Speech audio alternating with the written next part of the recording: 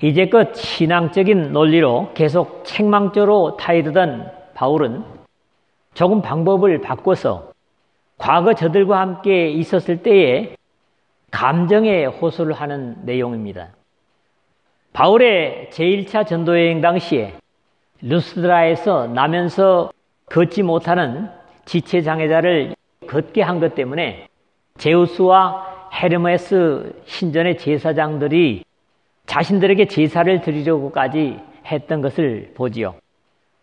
저들의 이런 행동들이 옳지 않음으로 거절하고 하나님의 능력을 증거하는 전도를 할 수 있었지만 이고니온에서 몰려온 유대인들이 바울을 돌로 쳐서 죽여서 성 밖에 내치기까지 합니다.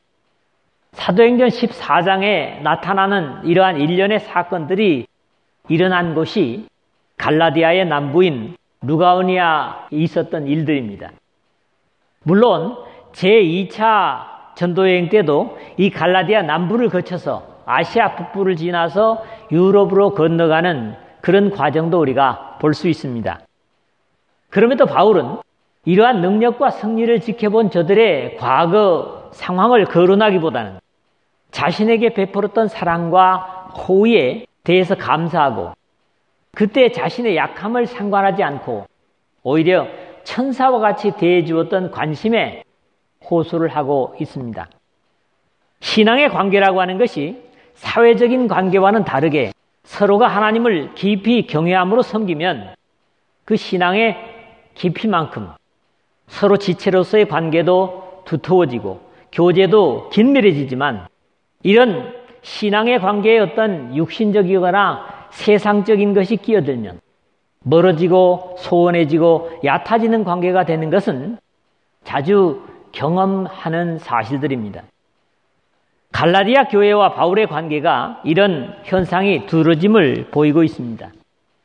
유대인이건 이방인이건 서로 하나님의 은혜에 충만해 있었을 때는 자신들의 어떤 귀중한 것이라도 아끼지 않았던 그런 과거와는 다르게 바울이 떠나온 후에 율법주의자들의 부추김을 받아서 예수 기도에 대한 신앙의 확신이 얕아지자 그렇게 귀하게 여겼던 바울을 마치 원수같이 생각하고 대응하려는 그런 현상들입니다. 이런 저들의 감정에 과거에 자신이 갈라디아에 있을 때는 그렇지 않았음을 환기시키면서 최고의 대우와 예의로 자신을 귀하게 여겼던 그 과거를 다시 돌아보도록 호소하고 있는 내용을 오늘 다루고 있습니다. 이러한 신앙의 내용은 오늘 우리의 시대에도 다르지 않음을 경험하곤 합니다. 사랑하는 자들아, 우리가 지금은 하나님의 자녀라. 장래에 어떻게 될지는 아직 나타나지 아니하였으나 그가 나타나시면 우리가 그와 같을 줄을 아는 것은 그의 참모습 그대로 볼 것이기 때문이니. 이 요한일서 3장 2절에서 요한 사도는 이렇게 호소처럼 언제나 현재를 신앙적으로 점검할 필요가 있다는 겁니다. 우리가 지금은 하나님의 자녀라. 왜냐하면 그것이 장차 나타날 미래의 상황을 결정할 것이기 때문에 지금 내가 하나님의 자녀로 바로 있는 것이 점검되어야 된다. 장래에 어떻게 될지는 아직 나타나지 아니하였으나라는 요한 사도의 가르침에 마음을 둘 필요가 있습니다. 내가 지금 바르게 신앙을 하고 있고 바른 관계를 가지고 있을 때 미래에 주님의 아름다운 모습을 그대로 접하게 될 것이다. 그런 거지요. 우리의 이야기가 복잡한 것이 아니고 오늘 내용은 상당히 단순하면서 우리 현실 속에 실제적으로 적용할 수 있는 그런 말씀입니다. 첫 번째로는 12절을 보겠습니다. 과거를 돌아보면서 함께 있을 때는 그러지 않지 않았느냐, 이런 호소를 하는 거죠. 바울은 고린도 교회를 향해서 율법 없는 자에게는 내가 하나님께는 율법 없는 자가 아니요 도리어 그리스도의 율법 아래 있는 자나 율법 없는 자와 같이 된 것은 율법 없는 자들을 얻고자 함이라. 내가 여러 사람에게 여러 모습이 된 것은 아무쪼록 몇 사람이라도 구원하고자 함이니. 고린도전서 9장 21절에서 22절에 그렇게 고백한 바 있습니다. 갈라디아 교우들이 이방인이건 유대인이건 그곳에 복음을 전하고 기뻐할 때는 서로의 차별을 느끼지 않도록 바울은 고린도 교회에 말한 것처럼 배려했던 것을 회고합니다. 당시 우상 숭배자들이 바나바와 자신을 제우스나 헤르메스 신으로까지 여겼지만 바울은 겸손으로 그들 가운데서 예수 기도를 전했고 이 사실은 그들이 대부분 알고 있는 사실이었을 것입니다. 형제들아, 내가 너희와 같이 되었은즉 했는데 사실 우리 주님께서 예수 기도께서 우리와 똑같은 사람이 되셨습니다. 오히려 자기를 비워 종의 형체를 가지사 사람들과 같이 되셨고 빌립보서 2장 7절에 그렇게 기록하고 있죠. 우리가 주님을 따르고 순종한다면 당연히 같이 낮아짐을 본받을 수 있어야 합니다. 또 낮아졌다고 겸손했다고 무시하는 것은 배은망덕입니다. 신앙 속에서 겸손하고 낮아짐을 귀하게 여길 줄 알아야 된다는 거지요.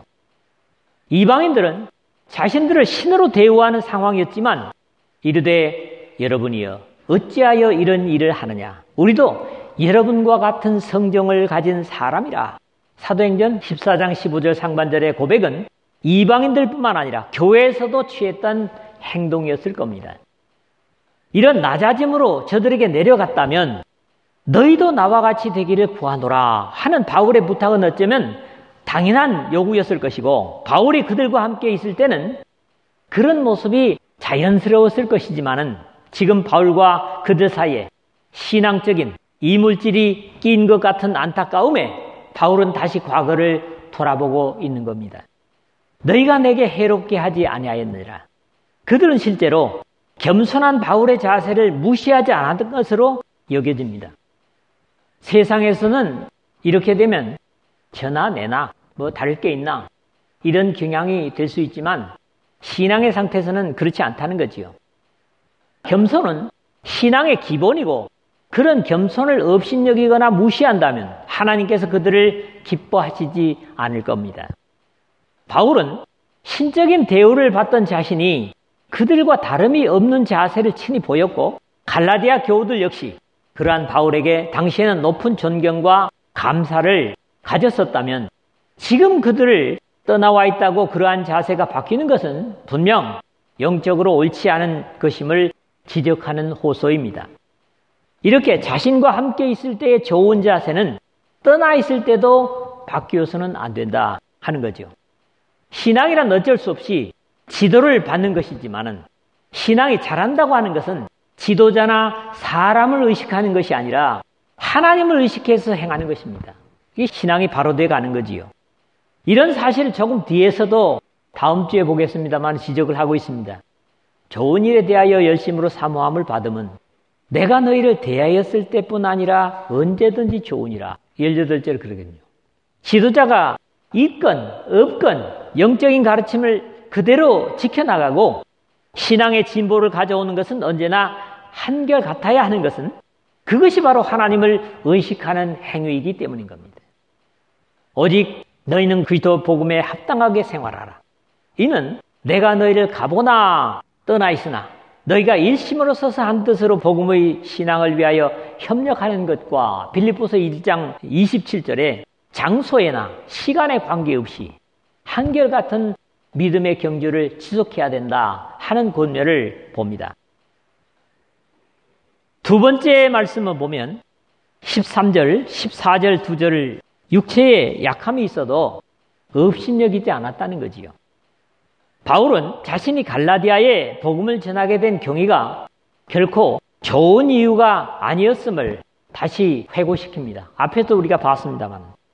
그럼에도 구체적으로 바울이 사람들로부터 업신여길 수도 있었던 육체의 약점이 무엇이었는지 바울의 서신들이나 또 바울과 함께 마지막까지 동행했던 누가의 기록인 사도행전에서도 발견할 수가 없습니다.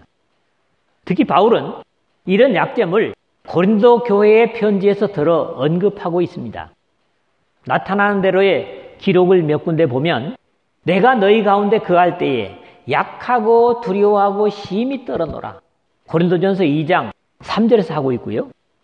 그들이 말이 그 편지들은 무게가 있고 힘이 있으나 그가 몸으로 대할 때는 약하고 그 말도 시원하지 않다 하니 고린도후서 10장 10절입니다. 다른 한 군데는 고린도후서 12장 7절인데 여러 계시를 받은 것이 지극히 크므로 너무 자만하지 않게 하시려고 내 육체에 가시 곧 사탄의 사자를 쥐었으니 이는 나를 쳐서 너무 자만하지 않게 하려 하심이라 하는 내용들입니다. 그럼에도 이러한 바울의 육체의 약함이 갈라디아에는 복이 되었습니다. 물론 하나님의 뜻이 계셔서 그렇겠지만은 만약에 바울이 건강하였더라면 갈라디아의 복음을 전하지 않고 그냥 지나칠 수도 있었음을 그의 기록에서 볼 수가 있기 때문이죠. 내가 처음에 육체의 약함으로 말미암아 너희에게 복음을 전한 것을 너희가 아는 바라. 13절에 그들이 이미 알고 있었음도 상기시킵니다. 오늘 15절에서 증언하는 것처럼 눈이 별로 좋지 않아서 편지나 서신들도 더디오에게 대피를 시킨 것이 아닌가 하는 추측도 하는 사람들이 많습니다. 이 편지를 기록하는 나 더디오도 주 안에서 너에게 문안하노라. 로마서 16장 22절 그랬는데 바울은 당시에 최고의 학문을 공부한 사람입니다. 글을 못 쓰거나 그럴 사람이 아님에도 이렇게 편지를 대신 대피를 시키는 것을 보면 눈이 안 좋지 않았느냐 이런 추측을 하는 사람들이 있다는 거지요. 그럼에도 고린도 교회에 거론하고 있는 약함이나 또는 몸의 약함 그리고 사단의 가시 같은 것들을 추정하는 것은 별로 옳지 않다고 봅니다. 또 꼭 알아야 유익한 것도 분명히 아니라고 보입니다. 다만 바울의 약함이 갈라디아에 복음을 전하는 계기가 되었다면 그것은 분명히 복이지 흉봐야 할 것이거나 또는 부끄러움은 아닐 것입니다. 그리고 이 바울의 약점이 너희를 시험하는 것이 내 육체에 있을 때 14절 상반절에 하는 것으로 봐서 세상적으로나 육신적으로 볼 때는 분명히 약점이었던 것으로 보입니다. 이미 앞에서 루스드라에서 겪은 일로 인해서 바울은 유대인들에게 돌을 맞아 죽은 것이나 다름이 없었습니다. 루스드라 이후의 행적을 보면 유대인들이 안디옥과 이고니온에 와서 무리를 충동하니 그들이 돌로 바울을 쳐서 죽은 줄로 알고 시외로 끌어내치니라. 제자들이 둘러섰을 때에 바울이 일어나 그 성에 들어갔다가 이튿날 바나바와 함께 더베로 가서 복음을 그 성에서 전하여 많은 사람을 제자로 삼고 루스드라와 이고니온과 안디옥으로 돌아가서 이렇게 사도행전 14장 19절부터 22절까지 바울의 행로를 읽어볼 수 있습니다. 이런 일련의 사건 후였기 때문에 죽을 정도로 돌을 맞은 상태라면 하나님께서 복음 때문에 다시 살게 하긴 하셨지만 바울의 건강은 많이 상한 상태였을 것으로 여겨지기도 합니다만 그런 복음 때문에 돌을 맞아 상한 것이라고 할 때는 이것이 갈라디아 사람들을 시험하는 것은 아니었을 것이라는 이해에서 그런 것이 아니라고 확신해도 좋을 것 같습니다. 또 복음을 위해 맞아 죽었다면 그것은 부끄러워할 것이 아니라 영광스러운 자랑스러운 일일 뿐이기 때문이죠. 죽었다고 판단될 정도로 돌 맞았는데 당시 성령의 능력으로 역사하시는 때임에 비추어 볼 때 하나님께서 낫게 하셨다면 또 완벽한 치유였을 것이라는 이해를 할 수 있는 데서도 역시 시험하는 부끄러움은 아니었을 것이다. 이런 확신을 갖게 됩니다. 이런 여러 가지 정황으로 미루어 너희를 시험하는 것이 내 육체에 있으되 14절에 상반절에 하는 것은 분명히 복음 때문에 있었던 것은 아님을 확신해도 좋을 것 같습니다. 이것을 너희가 업신여기지도 아니하며 버리지도 아니하고 14절 중간에 그랬죠. 세상에서는 약하고 추한 것들을 업신여기는 것이 사실이고 사용할 가치가 없으면 버리는 것도 너무나 흔한 일입니다. 그러나 사람은 다른 사물처럼 쓸모없으면 버려서는 물건이 아닙니다. 사람은 이 지구촌의 가장 귀한 존재고 하나님 형상을 가진 존재이기 때문이죠.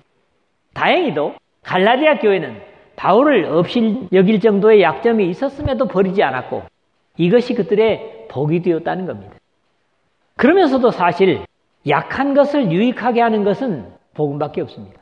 앞에 세상 예를 들었습니다마는 복음에서는 약한 것이 오히려 강하게 쓰임받는다는 것을 바울도 고백하고 있죠. 장애가 있었음에도 업신여기지 않고 버리지 않는 것이 귀한 자세인 겁니다.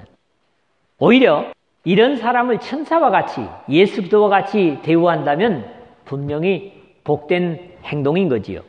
왜냐하면 거기에 대한 보응을 이 역사의 마지막에 하나님께서 약속하고 계시기 때문입니다. 마태복음 25장 40절에 예수 그리스도께서 내가 진실로 너희에게 이르노니 너희가 여기 내 형제 중에 지극히 작은 자 하나에게 한 것이 곧 내게 한 것이니라. 반대로 45절에 보니까 내가 진실로 너희에게 이르노니 이 지극히 작은 자 하나에게 하지 아니한 것이 곧 내게 하지 아니한 것이니라. 이렇게 약속을 하고 있습니다. 오직 나를 하나님의 천사와 같이 또는 그리스도 예수와 같이 영접하였도다. 14절 하반절 했는데 이것이야말로 신앙이 아니고서는 있을 수 없는 대우일 겁니다. 앞에서도 거론을 했지만 죄가 범람하는 세상에서는 절대로 그럴 수 없기 때문입니다. 실제로 갈라디아 교우들이 복음의 진수를 맛볼 수 있었다면 그 귀한 복음을 자신에게 전해준 바울을 하나님께서 보낸 천사라고 여겼을 것이고 자신들을 위하여 십자가에 피 흘리신 예수도 같이 대우한 것은 어쩌면 당연한 것이었습니다. 비록 업신여길 수 있는 약점과 부족함이 있었다고 할지라도 어느 누구든 나에게 복음을 끼쳤다면 우리 또한 그런 대우를 할 수 있어야 할 겁니다. 예수 그리스도께서도 하나님의 복음을 가지고 사는 사람들을 대함에 있어서 너희를 영접하는 자는 나를 영접하는 것이요 나를 영접하는 자는 나 보내신 이를 영접하는 것이니라. 마태복음 10장 40절에 말씀하고 계십니다. 다만 문제는 처음에는 그랬는데 바울이 떠나온 지금은 그렇지 못하라는 겁니다. 하나님께서 우리 믿음의 백성들을 변함없이 사랑과 긍휼로 대하신 것 같이 변함없는 사랑을 받아 누리는 우리 또한 그런 하나님의 사랑과 다르지 않아야 함을 확신하게 됩니다. 복음만이 죄의 죽을 사람을 살릴 수 있는 하나님께서 인류를 위해 주신 사랑의 묘약이고 그 복음은 어느 누구를 통해서 전해지든지 또 어느 누구를 통해서 나를 강화시키든지 사람의 모양새나 계급이나 형편에 상관없이 천사와 같이 그리스도 예수와 같이 대우할 수 있는 믿음의 삶을 바울의 말씀만 따라 본받아야 할 것입니다.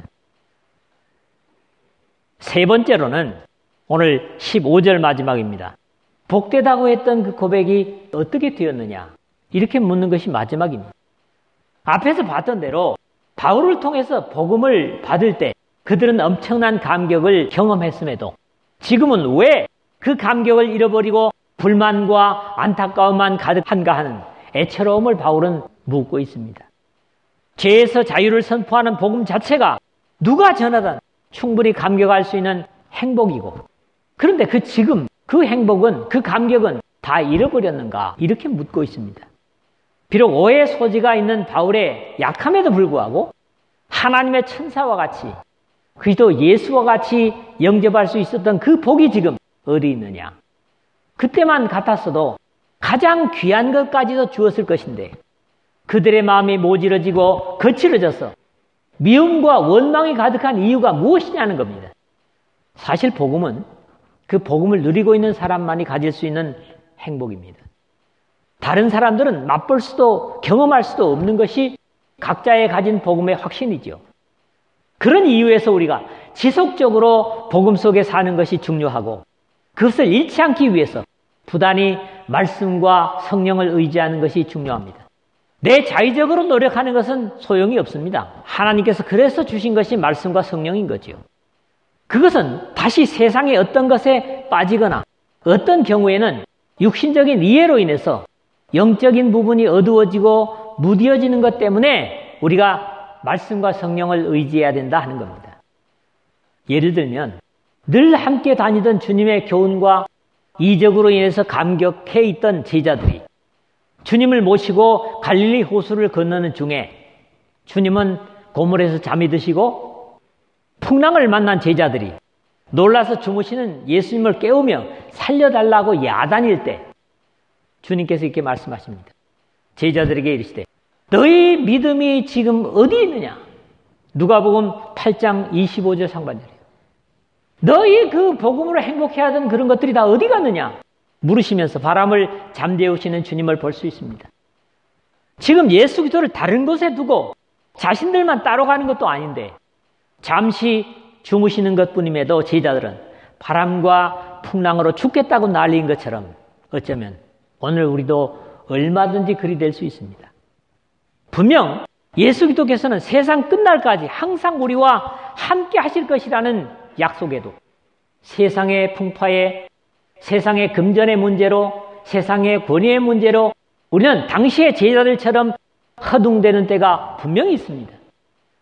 마치 주님을 모시고 가면서도 풍랑으로 두려워하는 것과 다름이 없는 이런 갈라디아 사람들과 오늘 우리들을 향해서 바울이 묻고 있는 질문이 바로 너희 복이 지금 어디 있느냐는 겁니다. 여기 복이라는 말이 마카리스모스, 복이라는 것보다 복을 선언한다, 이런 의미로 복 자체이기보다는 복되다고 외치는 것을 표현하는 겁니다. 그만큼 갈라디아 교우들은 복음을 듣고 감격했다는 거죠. 근데 그게 어디 있느냐? 이게 묻는 거예요. 우리는 데살로니가전서 5장 16절에서 18절의 말씀을 좋아합니다. 항상 기뻐하라, 쉬지 말고 기도하라, 범사에 감사하라. 이 말씀을 우리가 항상 따라야 한다고 알고 있습니다. 그러나 더 중요한 것은 이것이 그리스도 예수 안에서 너희를 향하신 하나님의 뜻이니라 하신 말씀인 겁니다. 항상 기뻐하라, 항상 기도하라, 항상 감사하라는 당부가 우리에게 강요처럼 들리면 안 됩니다.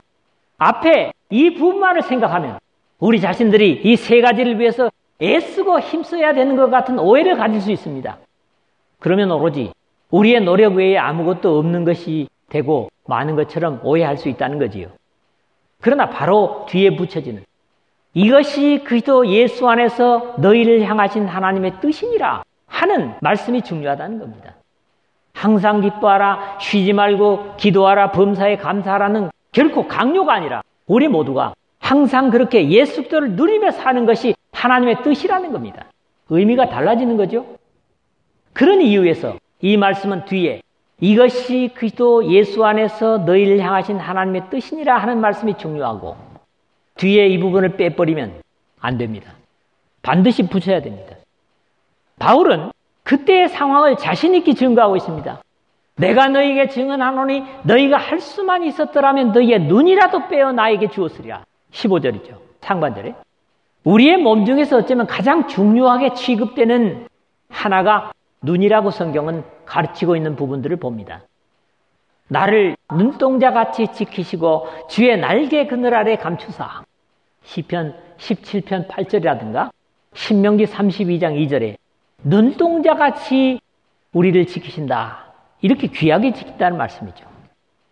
또 우리가 하나님의 계명에 대해서도 내 계명을 지켜 살며 내 법을 네 눈동자처럼 지키라.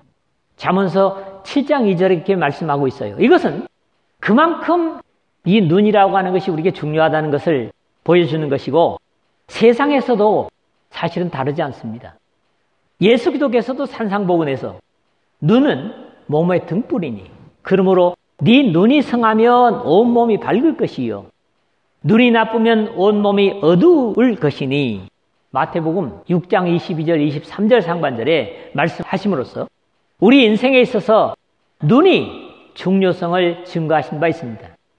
이런 이유에서 너희가 할 수만 있었더라면 너희 눈이라도 빼어 나에게 주었으리라 하는 바울의 표현은 어떤 귀한 것이라도 달라고만 하면 주었을 것이라는 확신으로 이해하는 것이 옳습니다. 실제로 나의 귀하다고 생각하는 것은 항상 나의 마음 중심 가치에 따라 움직이게 되어 있어요. 아들이, 딸이 귀하다 하면 그들에게 어떻게 이것을 물려줄까 할 것이고 아내가 귀중하다고 하면 아내의 건강을 위해서 어떻게 할 것을 애쓸 것이고 남편 역시 마찬가지일 겁니다. 여러분의 중심에 지금 귀하다고 생각하는 대상이 누구냐? 무엇이냐? 당연히 거기다가 예수가 돼야 되겠죠. 그래야 우리의 삶의 궤도가 바로 잡히게 돼 있어요. 이런 입장에서 지금 내가 귀하게 여기는 것은 가장 귀한 대상을 위하여 늘 준비하고 기다리게 되어 있습니다. 그렇다면 믿음의 사람들은 예수 그리스도를 중심에 두고 그분의 다시 오심을 위해서 모든 것을 준비할 수 있어야 된다는 거죠. 이것으로도 나의 신앙 상태를 어렵지 않게 진단해 볼 수 있는 겁니다. 말씀을 맺겠습니다. 바울은 고린도 교회에게 당부하는 것과 같이 자신이 갈라디아에서 하나님의 능력으로 이방인들에게 신과 같이 존경을 받는 가운데서도 마치 예수 그리스도처럼 유치한 상태의 저들과 같이 자신을 낮추어 저들과 같이 된 것 같이 너희들도 나와 같이 될 것을 부탁한다 하고 있습니다. 과거 자신의 육신적인 약점에도 불구하고 그것이 저들에게 복음을 전한 이유가 되었고 당시로서는 자신을 시험하는 것이 있었음에도 하늘의 천사와 또 예수 그리스도와 같이 영접해 줬던 사실을 기억해 달라고 당부합니다. 만약에 바울이 요구했던 당시에 갈라디아 교우들은 어떤 귀한 것도 아끼지 않고 주었을 것임에도 그러한 확신과 신뢰를 왜 잃어버렸는가 안타까워하고 있는 겁니다.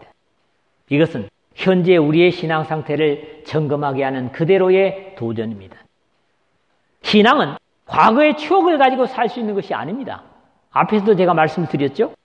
오늘 마음을 같이 하고 서로의 약점을 함께 감당하고 비록 서로 부족함이 많을지라도 하나님의 천사처럼 그리스도 예수처럼 서로를 받아줘야 하는 행복을 그리스도와 함께 나눠야 합니다. 믿음은 항상 현재 진행형이어야 다음 순간에 주님께서 다시 오신다고 해도 마라나타 외칠 수가 있을 것입니다. 우리의 관계 속에 우리의 교회 속에 무엇이 문제인가를 점검할 필요가 있습니다. 그 문제를 제거해서 관계를 회복해야만 합니다. 요한계시록 2장에 에베소 교회가 모든 것을 다 잘했습니다. 가짜 사도도 드러내고 교리도 잘못된 걸 다 찾아냈습니다. 그러나 그들에게 한 가지 주님으로부터 책망받는 게 있습니다. 그게 뭐였습니까? 처음 사랑을 잃어버렸다는 겁니다. 그래서 어디서 떨어졌는지 너희가 점검하고 처음 행위를 가지라 당부합니다. 우리 모두의 관계 속에 이런 에베소 교회형의 안타까움이 있다면 어디서 떨어지는가를 점검하고 반드시 회복해서 이 바울이 갈라디아 교회를 향해서 안타까워하는 것처럼 주님께서 우리 교회를 향해서 안타까워하지 않도록 최선을 다하는 믿음의 백성들로 사시기를 주의 이름으로 부탁을 드립니다.